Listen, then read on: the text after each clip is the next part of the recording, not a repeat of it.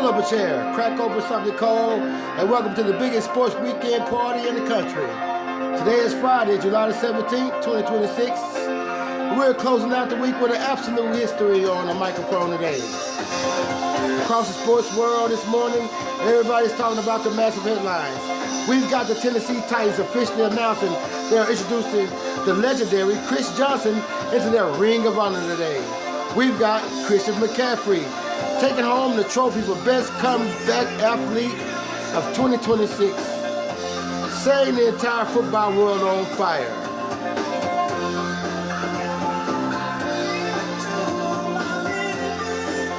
But that's not all they're talking about out there. The major tables are losing their minds debating whether the Cleveland Browns need to bench their current quarterback and hand the keys to Shedeur Sanders on day one. They're calling Bill Belichick's current run embarrassing. And the NBA is completely frozen because LeBron James has billions on TV revenue stuck on hold until he makes his freaking decision. We're diving straight into the deep water today, people, with Chris Johnson, Christian McCaffrey dominating the news cycle.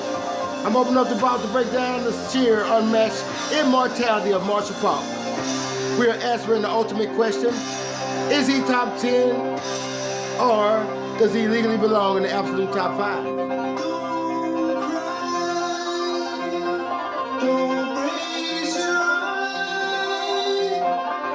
It's only teenage wasteland.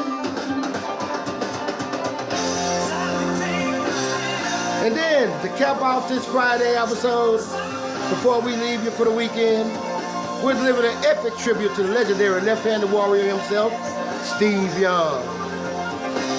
We're breaking down his iconic monkey off the back moment, looking at what took to escape the shadow of Joe Montana, and giving him his ultimate flowers for his historic, concrete, tough execution.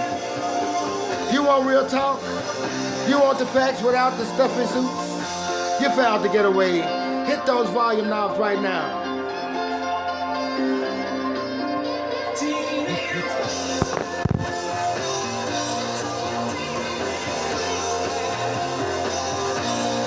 So the audience will be right with you in a second. So we broke down all our topics. All you guys sit back and hang out with me and the Who.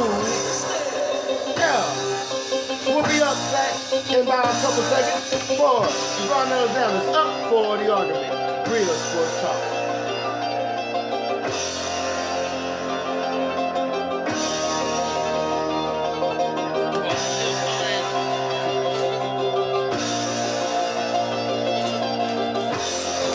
The Gremlin in the building today.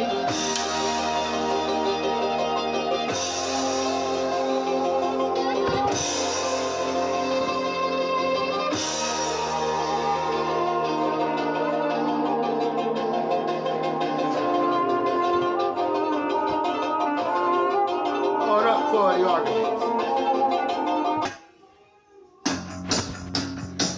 All right, everybody, let's get straight into the mix.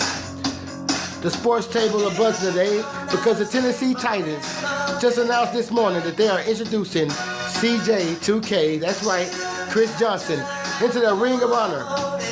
At the exact same time, Christian McCaffrey is holding the trophy for best comeback athlete after a historic dominant campaign last season.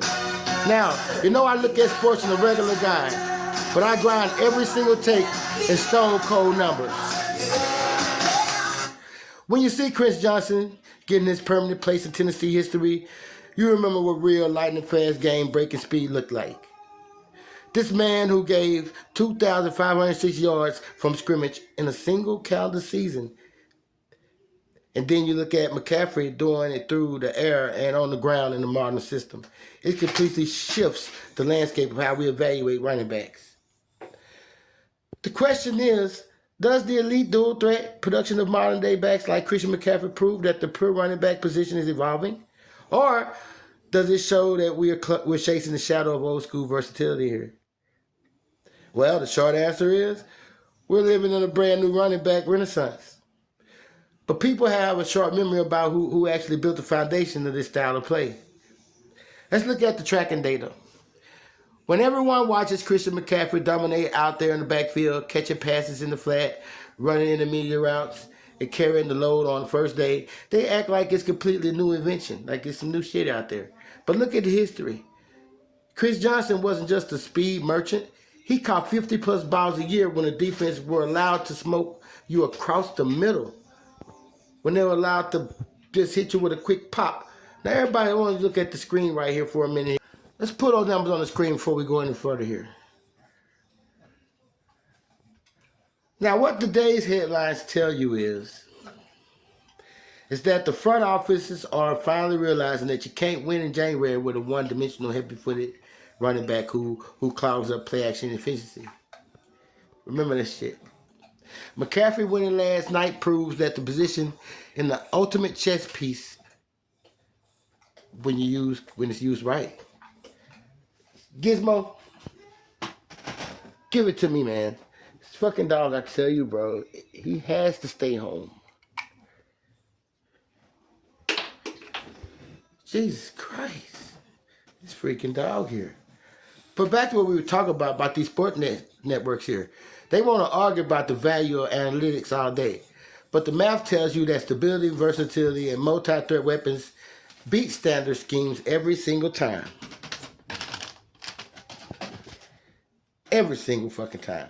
It sets up the perfect conversation for the man who perfected this entire blueprint decades ago. Now, the debate is it smart to judge a running back's historical greatness based entirely on their total rushing volume? Or is it an analytical mistake to ignore their total impact in the passing game? You know, dual threats, run the ball, catch, pass down, catch passes. He can beat you both ways.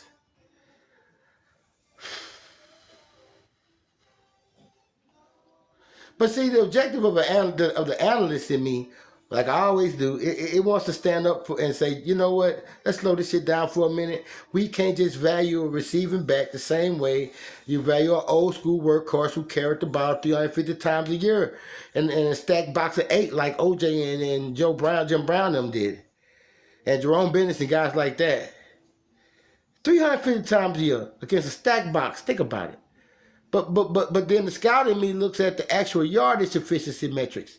And I say, you know what, I'm going to stop overthinking this shit. Can't fake high level floor spacing, especially coming out the backfield. When the running back forces a linebacker into an impossible coverage mismatch on a third down, he is altering the entire defensive game plan. Yeah, you get it? See, the numbers tell you that the total yards from scrimmage beat per rushing volume every single day of the week. Every single day of the week. It'll tell you that. Total yards from scrimmage will always beat per rushing volume. And we can argue that. There will be argument made about that shit. Understand that shit and understand it wisely.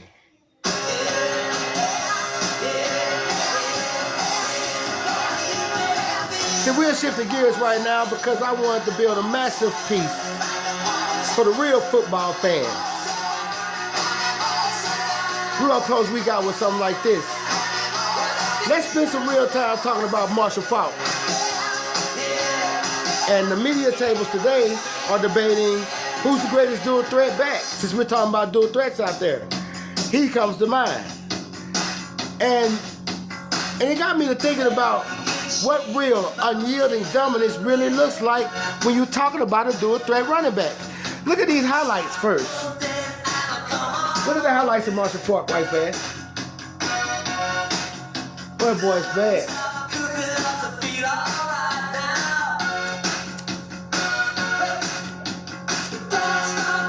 Marshall Faulk wasn't just a running back.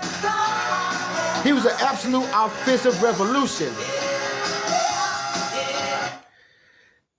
He was a rolling party on the turf, a walking volcano of football IQ, a certified genius who completed every fucking pass he came his way, and he got all his yards from scrimmage that he wanted. He changed how coaches drew up plays, bro. Now, is Marshall Faulk legally a top 10 running back of all time? Or does this historic production earn him a spot in the top 5? Does he belong? Let's talk about that. Marshall Faulk is not just a top 10 running back. He belongs firmly, undeniably right in the top 5. And anyone arguing against that needs to drop their fucking spreadsheets and watch the real film. Let's do some real down-to-earth comparison math here. People want to look at pure Russian lists and point to guys who completed like stats and got piles of points to guys who compiled like stats on 15 years or over a 15-year period of time. But when we evaluate a specific window of peak dominance, Marshall Faulk did things that literally broke the sport. In 1999, this man racked up 1,381 rushing yards and 1,048 receiving yards in the same season. He didn't just clear the legendary 1,000 mark. He set the fucking record with 2,429 total yards from scrimmage. Let that shit sink in for a minute there before you get to try and knock down what I'm saying. Look, he was the engine, the heart, and the brains behind the greatest show on turf. Remember that? Greatest show on turf? If you put Marshall Faulk in a modern spread offense right now, with linebackers that aren't allowed to hold and touch receivers downfield, you know what the fuck happened? I'll tell you what happened. He would shatter every single modern offensive record in existence. That's a fucking argument made. And he didn't just win with track speed. He won because his operational intelligence was 10 steps ahead of these fucking guys and the coordinators. Marshall Faulk belongs in the top 5 along Barry Sanders, right next to Walter Payton, right alongside Emmitt Smith and Jim Brown, because he redefined the parameters of what the position could execute.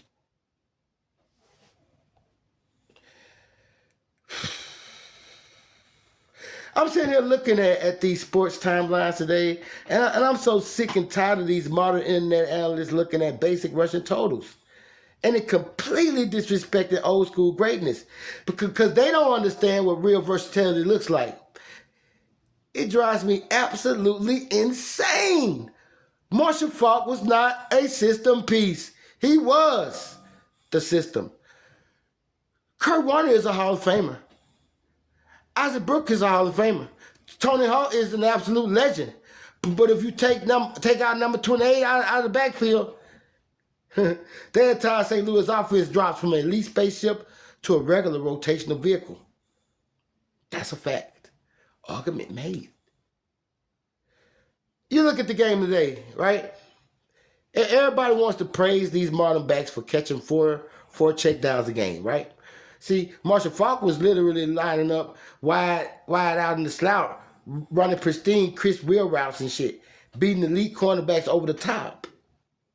And then coming back into the backfield on the very next snap to pick up a blistering linebacker directly in his motherfucking chest. It's wild, ain't it? Ain't it? You can't scheme against that. You cannot scheme against that. Especially that level of football IQ. Look, he was the ultimate coordinator's nightmare. Nightmare. Because you couldn't substitute defensive personnel against him.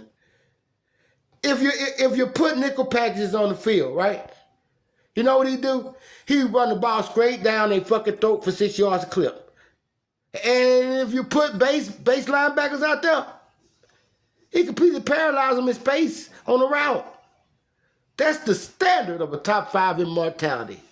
That's a fucking good argument made. And it's a standard of pure, unadulterated dominance that these talking heads out here need to recognize before they start ranking, compile regular season stats over culture shifting. He shifted the fucking culture.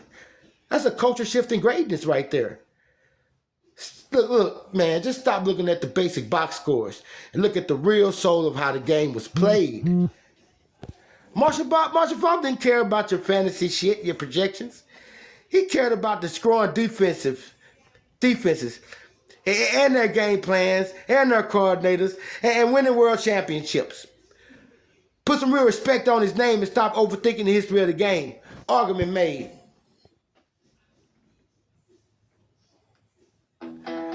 We're going to take a quick 6-second break here. Highlight a legendary spot right there in our community.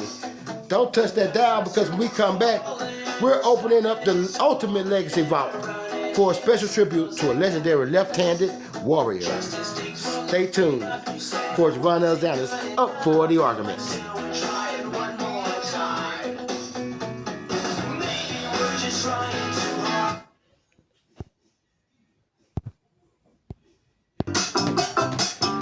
Gervone Alexander's Up for the Argument.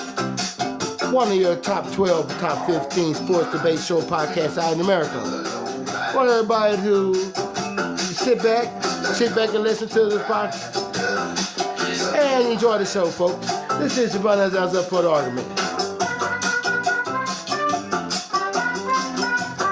When you're done talking sports with the guys and ready to kick off the weekend, right? You need a real authentic food that doesn't skimp on the portions. That's why the TheNatureboy goes straight to Sam's Son Eatery right here on Shreveport, right there on North Market. We're talking about the absolute home of the golden fried catfish, jumbo grilled shrimp, and southern hospitality that treats you like family the second you walk through the door. Massive portions, unbeatable prices, and flavor that hits you right in the soul. You want the best seafood in Louisiana? Don't settle for those corporate fast food drive-thrus. Pull up the Sam's Son Eatery on North Market Street, or give them a call at 318-425-2633. Tell them Gervone Alexander sent you, and get ready for a real southern feast. Sam's Son Eatery, where the portions are huge and the flavor is legendary. Sam's Son Eatery in North Market.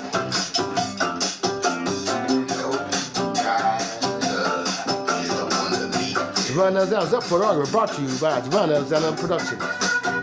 Recorded and broadcast live at Gervone Alexander Studios in the heart of Shreveport, Louisiana.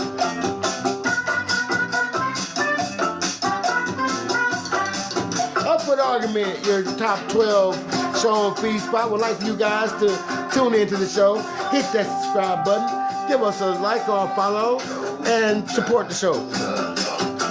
Don't skip on the show. When you're bored on those weekends, when you ain't got nothing else to watch or listen to, tune in to the Up for the Argument podcast on Spotify or Apple. Tune in to every episode we give you weekly, every day, 7 days a week. No, 5 days a week. But it feels like 7 if you're going to tune in on the weekends to catch up on what you missed during the week. So tune in, hit that dial, Gervone Alexander's Up for the Argument. Look, summertime's not over yet. You guys want to have a good barbecue family in the backyard? Everybody head on over to Brooks' to get you a bag of Brooks' brand barbecue charcoal brigade charcoal. Some of the best, fastest cooking, slowest burning charcoal that you can buy on the market today. It don't fake on the good smooth flavor of the barbecue. And when you get a good barbecue, come on down to Brooks' to get a bag of Brooks' brand barbecue charcoal briquettes. Brooks' North Market, Shreveport, Louisiana. Welcome back to Up for the Argument. To kick off this weekend, we're diving straight into the history books to talk about one of the toughest, most special football players that ever played the quarterback position. I want to talk to you about Steve Young. The sports tables love to debate legacy pressure and the real link form of pressure. But nobody in the history of the league faced the kind of pressure Steve Young dealt with every single day his professional life. He wasn't just trying to win football games. He was trying to exist in the colossal towering shadow of a 4-time Super Bowl champion named Joe Montana. And he did it as a left-handed quarterback, breaking every traditional mold of how the position was supposed to be played. What made Steve Young's left-handed execution and physical toughness so unique? And how did his legacy, monkey off the back moment after this historic Super Bowl win, change the history of legacy of sports? See, Steve Young was a complete anomaly, an absolute warrior who combined elite pinpoint passing accuracy with the physical rushing style of a fullback. Let's look at the numbers here. This man rushed for over 4,000 yards in his career and threw for over 33,000 yards. Completely pioneering the model dual threat quarterback that you see today. What you see, I promise you, what you see from Lamar Jackson and all these modern dual threat quarterbacks that you see can run and throw, shit came from Steve Young, brother. Ain't no other way. Either him or Doug Flutie, but Steve Young started this shit. He was the best at it. One for him, you wouldn't have Lamar Jacksons, the Tim Tebows, and what's that guy? All of them that run. Ain't that many, but the ones that did from Mike Vick on down to Josh Allen, the white boy in Buffalo. All that shit you see, it came from Steve Young, brother. That was the blueprint, brother. Okay?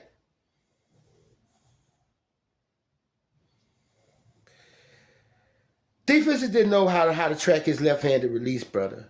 That's another thing about this man. Because the spin on the ball was entirely different. And his rollout mechanics completely disrupted traditional pass rush lanes. You can roll out different as a right-handed and left-handed guy. Everything's different. But his real greatness was his concrete, hard toughness. He took brutal legacy, altering hits, suffering through concussions, and he kept coming back downhill because he refused to let his team down. Now that fucking dog sleeping, then snored out over there on the floor, huh? Had to discipline a lot earlier, but you see, man, I had to cut out what I was saying, but shit, when he sleep, he does snore like a fucking grown man bear. But I love that dog. But anyway, yeah. And then you look at the Super Bowl he won. The narrative going into that game was completely suffocating. The media kept saying he could never win the big one. That he could never replicate what Joe Montana did for the city of San Francisco. You understand that kind of pressure? But when the lights got on, the absolute brightest, Steve Young went out and put out the single greatest quarterback performance in Super Bowl history. One of them, the motherfucker threw for 325 yards in a record-breaking 6 touchdowns against the San Diego Chargers. He didn't just win a championship, he completely rewritten the history books that day. That game didn't secure a ring, didn't just do that for him. It liberated him. It liberated an all-time great from the heaviest psychological pressure a sports star could ever endure.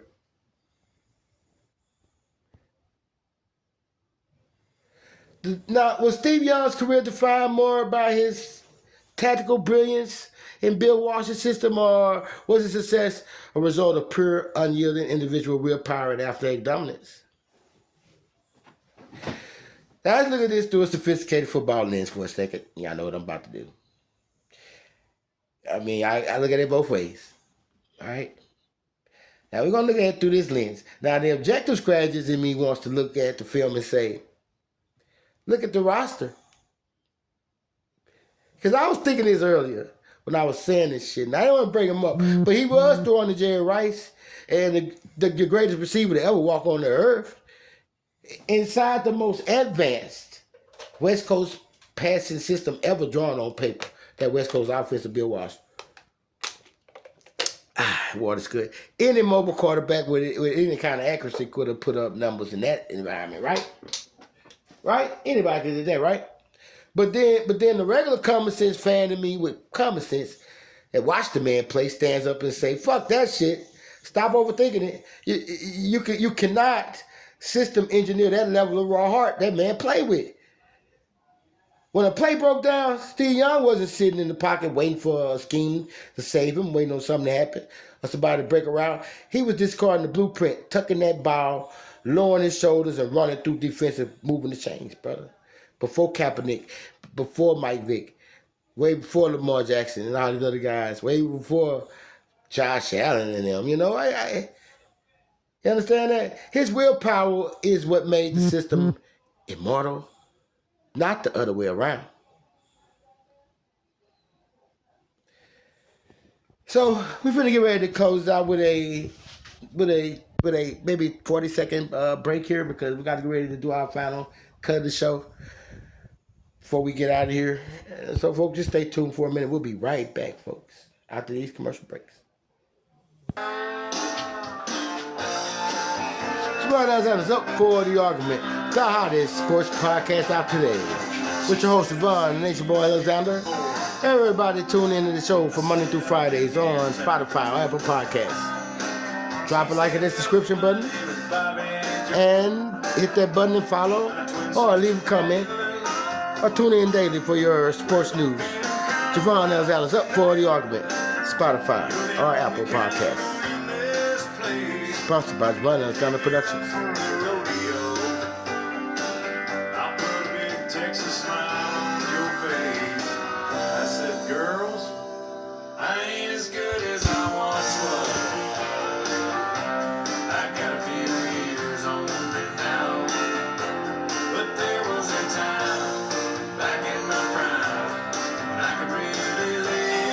Barbecue, North Market.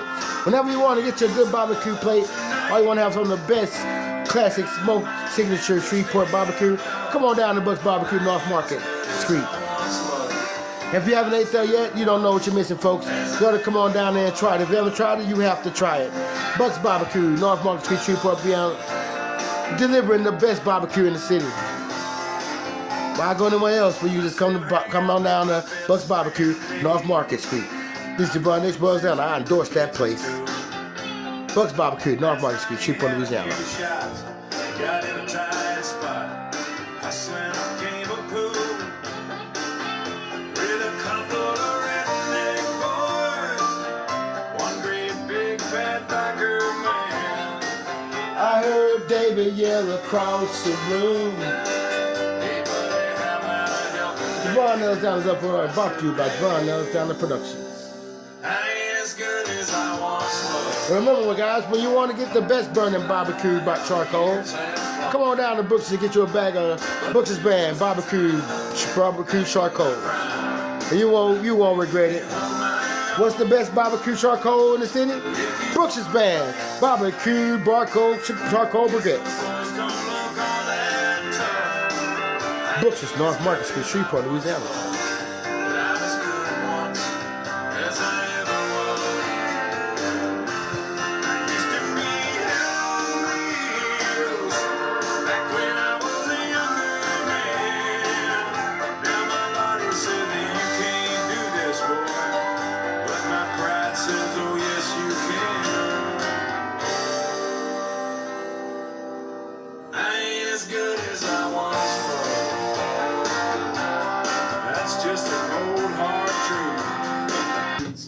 Welcome back to Gervone Alexander up for the argument. We're heading into the final end of the show, folks, on the final end of the scratch. What we're talking about, Chris Johnson earned his permanent place at Tennessee lore. Shedeur Sanders to the Browns. LeBron James freezing out the market. Truth always comes down to the identity. The icons survive the game. The ones who don't answer the narratives. And we stick to the metrics in this show. So welcome back again to the last segment of Gervone Alexander's Up for the Argument. Are talking about LeBron James freezing the market. So all Steve Young proving his left-handed warrior could carry the heaviest legacy pressure in sports history. See, it's the identity of this shit that we're going to get into on the second part of this show here. The icons who survive the game are those who don't let outside narratives define them and stick their metrics. Or they play with absolute unyielding grit. You know, so no matter what we're talking about here, we're going to give you the best, it's nothing but the best. So, folks, we're going to get into our final couple segments before we end the show on Friday. Okay, this is what we're going to get into now. Which we announced earlier about the Shedeur Sanders thing and his ultimatum or his block. Now let's slide into this. Where's my cigarette at? Because I gotta have a cigarette. We're finna close to the last scratch here, guys, and I don't know. I'm a bit drawn out. I've been doing a lot of behind the scenes work on the show. We're set in Germany right now. We're number 18 in Germany. We got a website set up. Well, I'm still building it, and there's a lot of work. So I want to thank you guys for sticking with me through the weekend, throughout this process, and help me get better. And I just want us to grow together. Fan, Sportscast. Okay? Now let's slide into these final blocks before we drop our closing arguments. Because I I had to stop and I think about massive trending stories that are shaking the room right now. Let's talk about Shedeur Sanders to the Cleveland Browns ultimatum. The media tables are trending, and they're treating this like a pure popularity contest because of his family name. But look at the tape. Is Shedeur Sanders the definitive answer to fix the structural quarterback crisis in Cleveland right now? And the math tells you he is the exact solution. They've been praying for years. Look at the analytics. Shedeur Sanders has operated behind the button tier that's offense protection lines in his entire collegiate career. Yet his processing win rate is operational IQ. All that shit is under, even when he's under heavy pass rush, it remains the highest percentage of the tier. That's what we've seen so far. The Cleveland Browns have a championship caliber roster everywhere else. But they're completely paralyzed by unstable quarterback play. By bringing a cold-blooded high IQ distributor who doesn't turn the ball over much, you're just saving the playbook. You're changing the culture. He's been the brightest spotlight since he was a kid. The pressure of Cleveland won't break him. It's a perfect match. Alongside the NFL chaos, look at what happened in the basketball world. The entire NBA schedule market is completely frozen. NBC, Amazon, and ESPN are dropping billions into television contracts. And they refuse to lock in their marquee target slots on Christmas Day on those games. And none of those games for the holidays until LeBron James announces his final fucking destination. He's holding the shit. He's holding everybody fucking hostage here like he always does.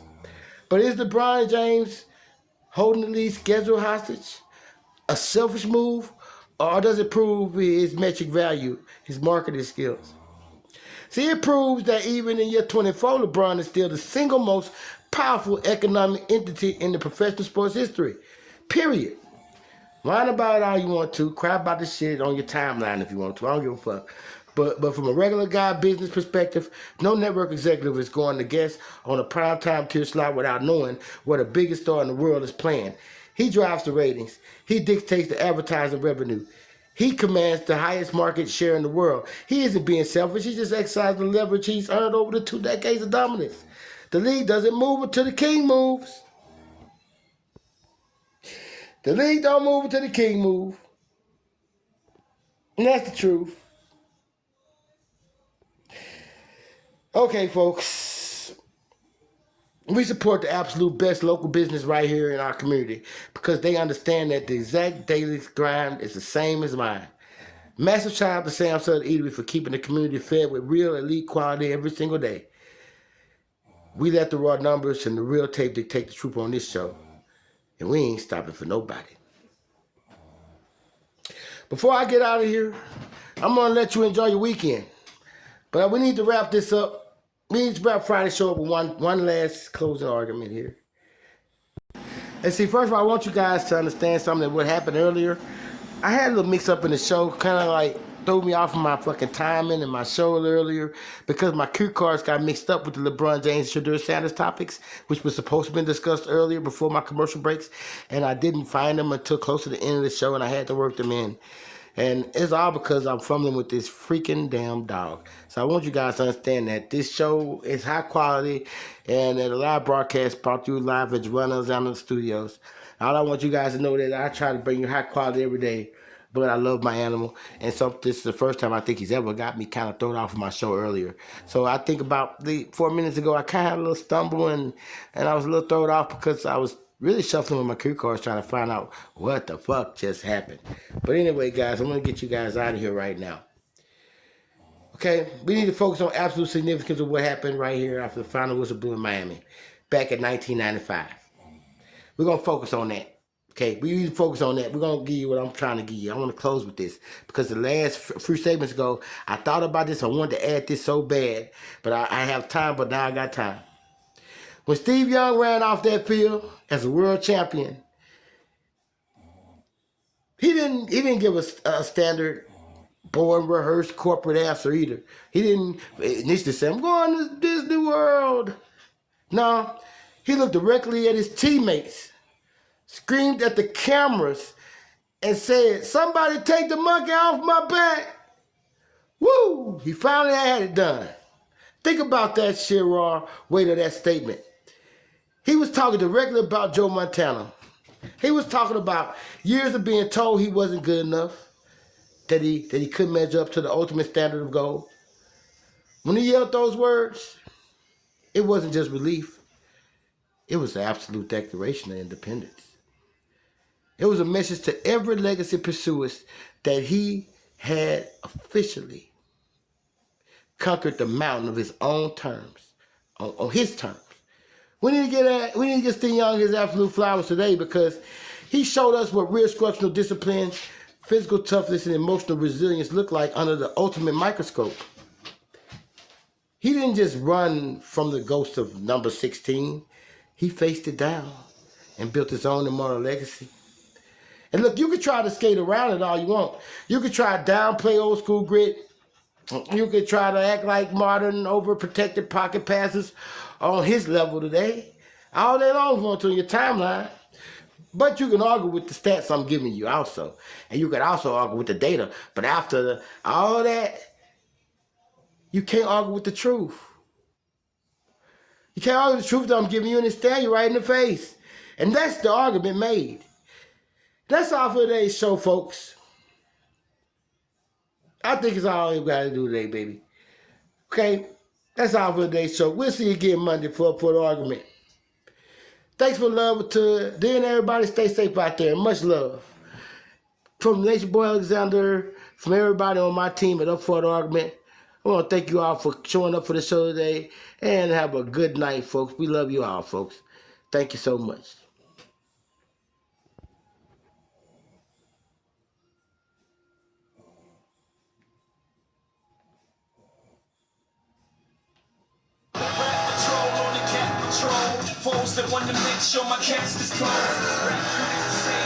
Oh, and one last thing before the lights go black in the studio for the weekend. To everybody locked in with us from Monday to Friday, making this the best week of shows we've ever put together. Thank you for the incredible love. We're sitting at number 12 in the nation. But come Monday morning, the grind for number 1 continues. Enjoy your weekend. Stay safe. And keep that same energy when we return Monday morning. For the argument, I'm out. I got 99 pounds, but a bitch ain't one. Hit me. 99 pounds, but a bitch ain't one. Run us up for argument. We're crossing live. Run us up studio. Keep on reaching out. In my rear view mirror is the motherfucking. Pull over the car, bounce on the devil, put the pedal to the floor. I ain't trying to see no highway face for Jay, so I gotta prove problems I can fight the case. So son, do you know what I'm stopping you for? And my ass real low, do I look like a mind reader, sir? I don't know. Or should I ask him, hey, doing 55 and a 54?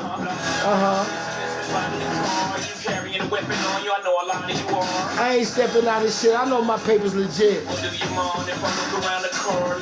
The both problems like so in the trunk in the back. And I know my rights, so you gon' need a warrant for that. Everybody enjoy your weekend. Stay safe. Look out to your people. Love your friends and family. And just be back here Monday for the argument. Thank you everybody for your love and support.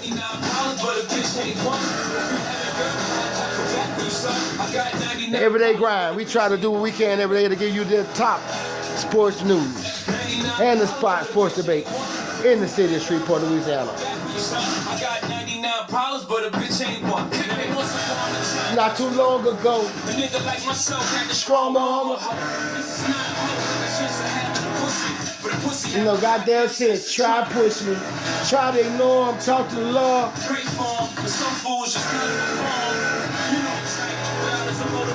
But couldn't bust a grape in a fruit fight. Cause I'ma get the clapping and here and folks gonna be yapping to the captain. Then I go trapping the Kit Kat again. With the riff rap again. Scratching again. Paparazzi with their camera snapping them. Shaft again, half a bill for bail cause I'm African. What's harassing them? Tried to play the fool like he's Zachary. But ain't that sweet why I hold my gun. I got 99 bitch ain't one. 99 problems, but a bitch ain't one. I got 99 problems, but a bitch ain't one. Hit me. 99 problems, but Bitch ain't one. if you have a girl problems, I feel bad for you, son. I got 99 problems, but a bitch ain't one. Hit me. Once again, I want to say everybody, thank you for coming out for joining us up for the argument. We got to roll out here, guys. Look, it's been fun. Thank you, guys. Good night. Bitch ain't one.